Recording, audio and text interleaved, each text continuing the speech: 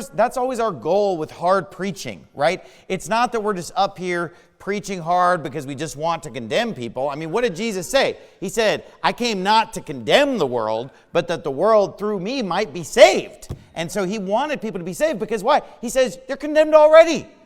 So a pastor getting up and preaching hard against sin, he didn't give people an illness. He's diagnosing the illness, right? So that people can take the medicine that they need to take. And so the goal is curing the patient.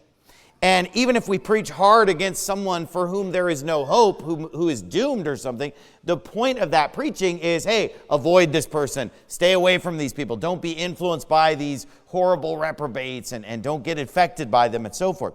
And so Hosea is preaching hard against sin because he wants people to get right with God.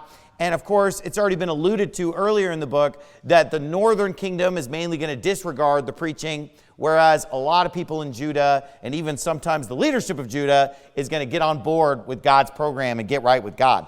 So it starts out in verse number 1 saying, O Israel, return unto the Lord thy God, for thou hast fallen by thine iniquity. And again, when we crash and burn in life, when we fall, it's because of sin.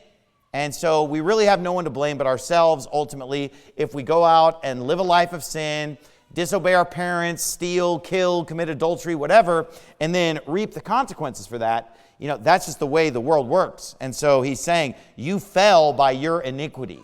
You sinned and you've fallen, but now it's time to get back up and don't just lay there, but stand up and get back in the fight, serve God, return unto the Lord thy God.